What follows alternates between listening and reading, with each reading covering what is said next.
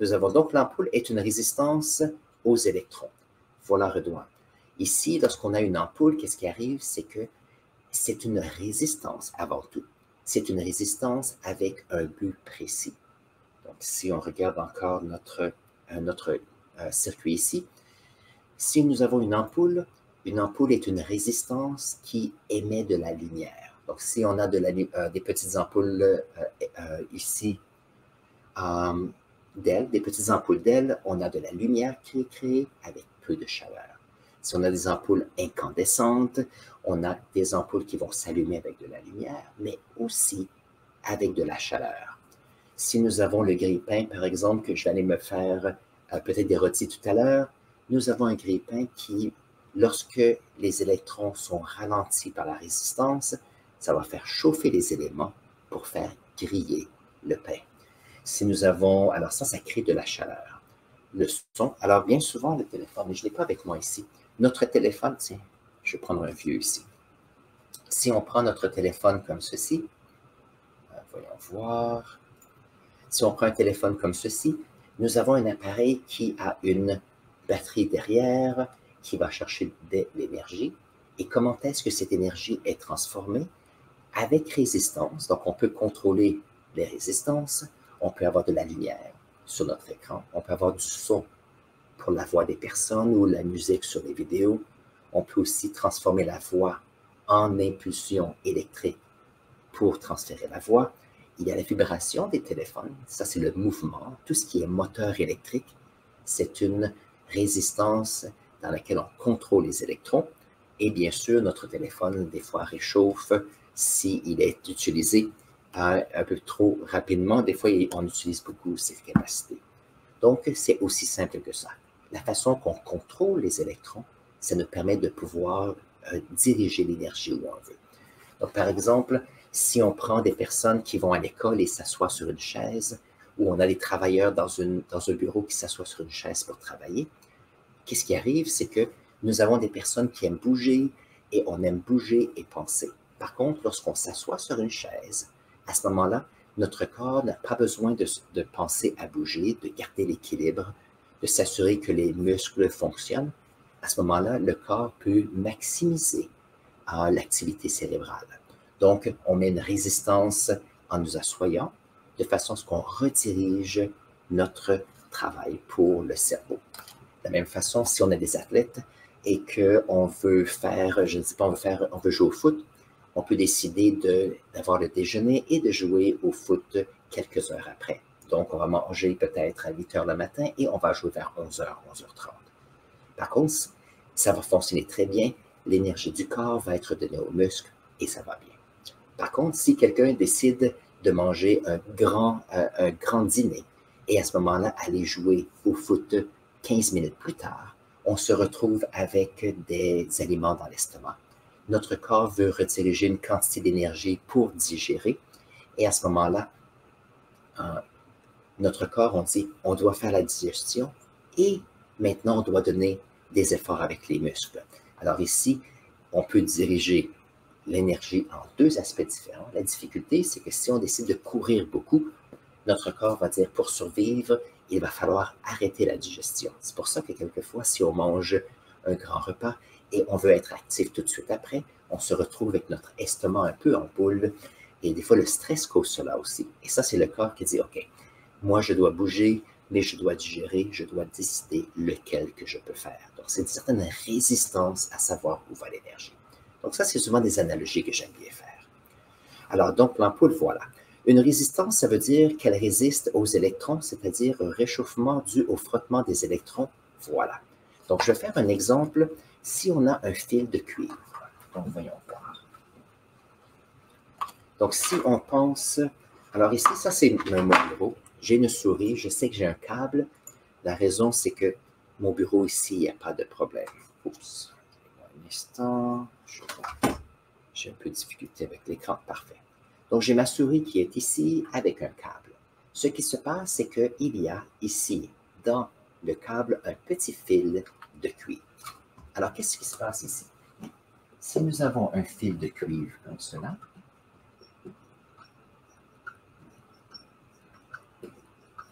C'est une simplification, mais on peut voir que dans le fil ici, donc un fil de cuivre, nous avons des atomes et ces atomes ici ont quelques électrons qui sont disponibles dans le fil.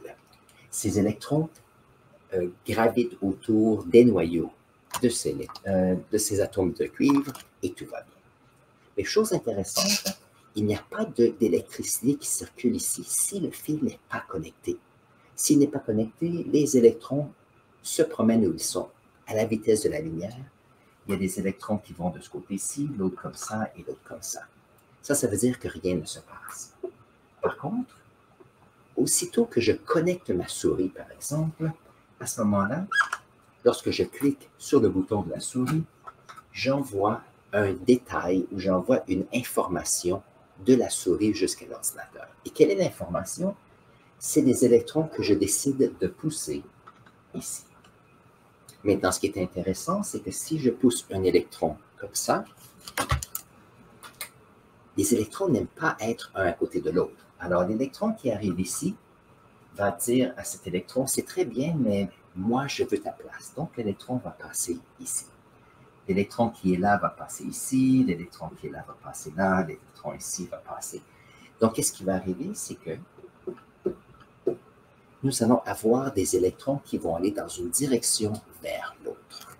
Donc, si on a un téléphone intelligent comme ceci, on a la batterie, les électrons passent dans la batterie, va donner l'énergie pour faire le travail et va retourner ici à la pile.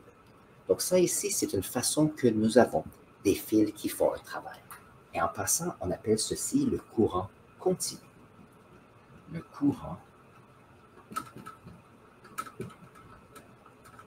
courant continue comme ceci. Il y a une petite limite sur ceci, parce que plus on pousse les électrons ici, nous avons un courant qui augmente. Et vous vous rappelez tout à l'heure, lorsque j'avais ici mon petit circuit, disons que j'enlève ma résistance, j'avais ici qu'il y avait tellement d'électrons qui ont passé que le fil va chauffer. Donc ça, c'est un problème, bien sûr. Alors, ce qui arrive, c'est qu'on essaie de contrôler cette vitesse. C'est important de contrôler. Et on veut le contrôler différemment pour soit avoir de la lumière, de la chaleur ou des vibrations pour le mouvement. Très bien. Donc, dans un fil de cuivre, il y a peu ou pas de résistance. Les électrons vont passer rapidement. Par contre, si les électrons n'ont pas de résistance, c'est comme si on perdait le focus possible. C'est un peu comme si on prend des petits-enfants qui ont, je ne sais pas, 4 ou 5 ans, et on les emmène au parc et on leur dit d'aller jouer. Qu'est-ce qui va arriver? Leur énergie est partout, et si on a 10 personnes, ils font 10 choses différemment, c'est un peu chaotique. Par contre, si on décide de pouvoir prendre ces 10 petits-enfants et se mettre en groupe pour chanter une chanson, par exemple, faire aller une file pour pouvoir traverser un pont, à ce moment-là, on peut rediriger notre travail. Et ça, c'est important. Et comment est-ce qu'on fait ça? C'est qu'on ralentit les électrons par des résistances. Et ce qui est intéressant, c'est qu'un fil de cuivre comme ceci, s'il y a trop d'électrons, il va chauffer. Et c'est pour ça, en passant, que nous avons des téléphones qui chauffent. C'est pour ça que si on a notre ordinateur, on a besoin de petits ventilateurs pour faire bouger l'air pour le refroidir. Et pour ceux qui font des jeux vidéo, ce que vous faites, vous avez même des fois un refroidisseur liquide pour essayer de dissiper la chaleur le plus possible. Et chose intéressante, lorsqu'on a un courant continu, si on regarde les piles que nous avons peut-être des petites batteries de 1,5 volts. Si vous aimez les outils électriques pour faire le terrassement, par exemple, on a des batteries de 18 volts, de 40 volts comme ceci. Donc, il y a une certaine limite ici. Comparé, bien sûr, si on regarde la prise de courant sur le mur, et à ce moment-là, on a jusqu'à 120 volts, 240 volts, avec beaucoup plus d'ampères. Mais ça, c'est une autre histoire. Donc, voyons voir. On a ici Redouane qui a un autre commentaire. Donc, si j'ai bien compris, Plusieurs électrons provoquent de la chaleur et l'être humain est chaud, donc il est composé d'électrons. Bonne question. Donc ici, qu'est-ce qui arrive, c'est que lorsque nous avons un fil électrique comme cela, le fil électrique va créer de la chaleur parce que tous les petits électrons, lorsqu'ils se déplacent, vont entrer en collision avec des atomes. Et lorsqu'on crée des petites collisions et la résistance, la chaleur va être transférée et donc les fils réchauffent. Maintenant, ta question ici, c'est qu'est-ce qui se passe pour que notre corps devienne chaud? Ça, c'est une bonne question. Oui, il y a des électrons qui sont impliqués. Par contre, c'est une réaction chimique qui fait cela. Alors, voyons voir. Je vais répondre à ta question avec quelque chose de différent. Donc, si nous avons un arbre comme ceci et le soleil, CO2 plus H2O va donner C6 H12O6 plus de l'oxygène.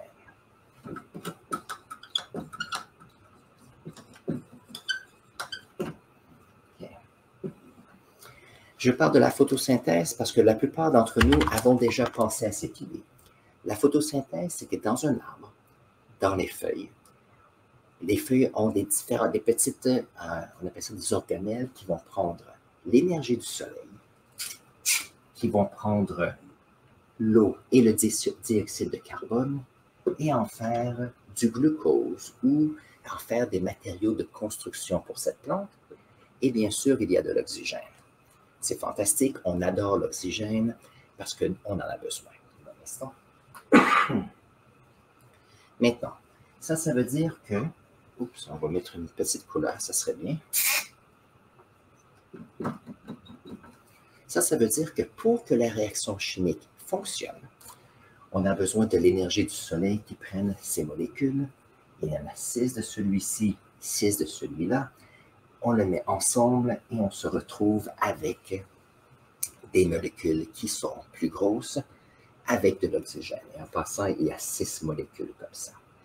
Donc, nous savons que pour que ceci arrive, on a besoin du soleil.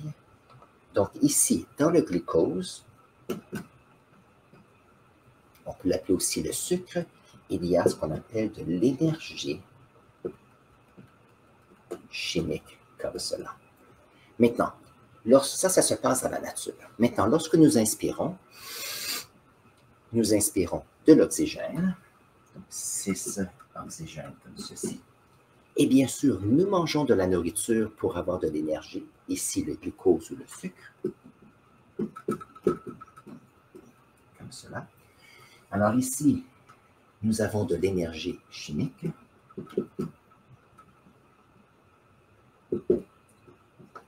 Et qu'est-ce qui arrive lorsque on inspire et que le sucre va ici dans nos cellules? Dans nos cellules, on a ce qu'on appelle des petites organelles qu'on appelle des mitochondries. Donc, j'espère que ce n'est pas trop avancé, mais c'est intéressant. On a des mitochondries, comme ceci. Et les mitochondries, qu'est-ce qu'ils font? C'est qu'ils prennent le glucose comme ceci et vont transférer l'énergie chimique ici entre un autre type d'énergie. Énergie ici. Alors en bio, qu'est-ce qu'on appelle ça? C'est ATP. Qu'est-ce que c'est? C'est que le mitochondrie ici prend les molécules de sucre et en les modifiant, vont prendre l'énergie chimique qu'il y a dedans et vont créer de l'énergie que notre corps peut utiliser pour faire des protéines, pour faire bouger les muscles et ainsi de suite.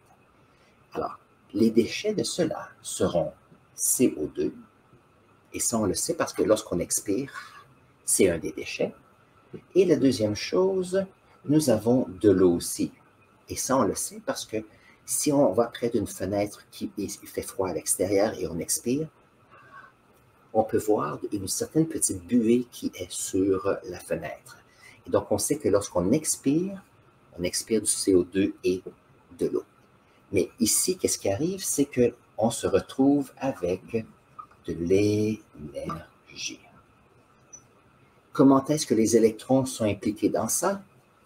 C'est que l'énergie du Soleil, ici pour la photosynthèse, font bouger les électrons beaucoup plus, parce que lorsqu'on donne de l'énergie aux électrons, ils commencent à bouger, et ils bougent assez rapidement pour dire, OK, voyons voir si on peut regrouper des molécules ensemble pour en faire des plus grandes. Et donc, les électrons ont bougé pour faire un changement de matière. Et ça, c'est pour ça qu'on a... Alors, ce n'est pas des électrons comme dans un fil électrique, mais c'est le fait que les électrons sont utilisés pour garder les molécules ensemble. Et si tu regardes sur la chaîne, j'ai plusieurs vidéos sur la chimie, comment est-ce qu'on a des atomes qui décident de venir ensemble.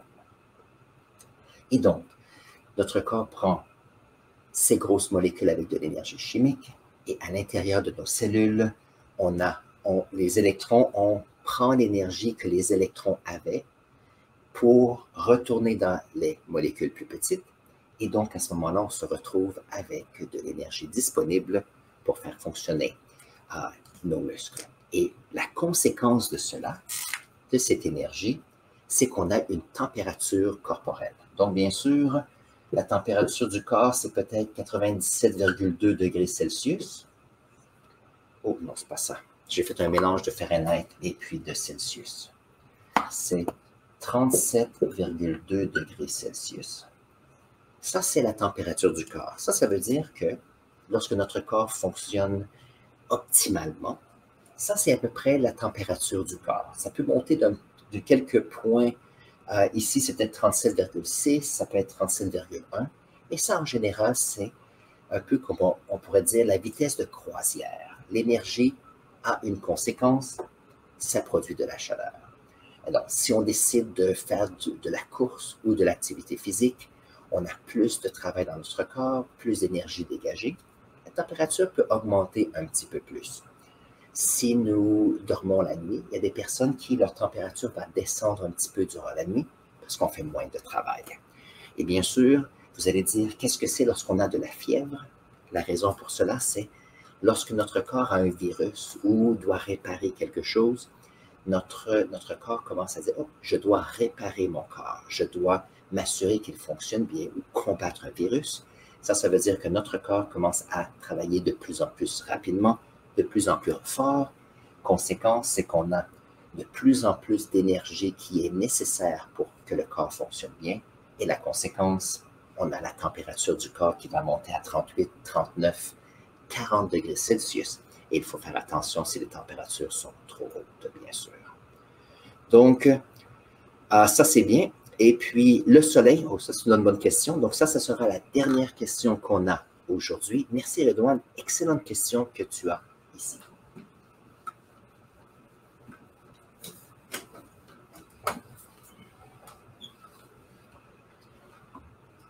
Donc, dans le soleil, comme ceci,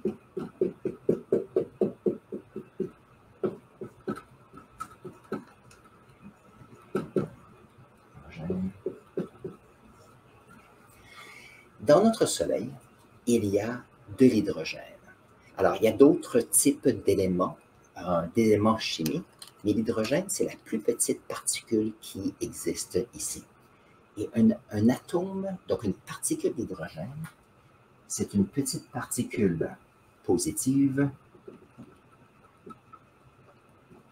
dans lequel un électron va tourner autour. Donc ça, c'est un atome d'hydrogène. Maintenant, ce qui est intéressant, c'est que dans le Soleil, il y a beaucoup de gravité, comme ceci. On a la gravité. Et qu'est-ce qui arrive? C'est que les atomes finissent par se rapprocher de plus en plus.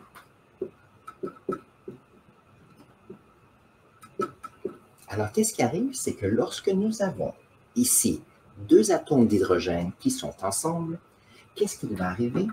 C'est que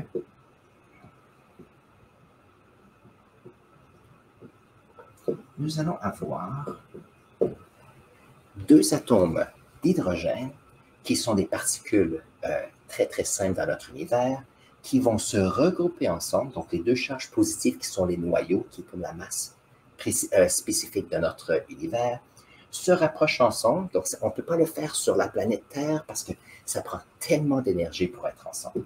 Mais lorsqu'ils sont ensemble, ils vont partager les électrons. Donc, on a 2 positifs et 2 négatifs. Et ça va produire de l'énergie. Donc, le fait de pouvoir être ensemble, c'est comme si quelqu'un, voyons voir, une analogie, j'aime bien les analogies. Quelqu'un ici va faire une marche en forêt et il fait froid, il va prendre une couverture et lorsque la personne met la couverture sur ses épaules, la personne a chaud et donc se retrouve plus en paix. Un peu même lorsqu'on est à la maison et on est un petit peu froid, on va sur le divan ou le canapé et on met une couverture et on se sent très bien. Donc, on peut relaxer plus. Le stress descend, donc l'énergie, c'est comme si l'énergie du stress quittait. Dans le soleil, c'est la même chose.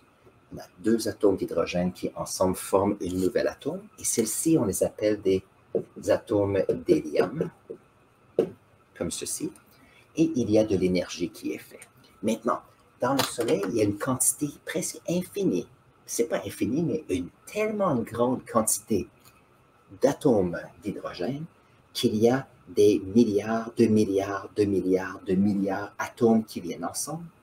Donc, lorsqu'il y a cette fusion nucléaire, that's a good word, fusion nucléaire, on se retrouve avec un petit peu d'énergie. Et puisque le Soleil est immense, on a une quantité immense de cette petite énergie.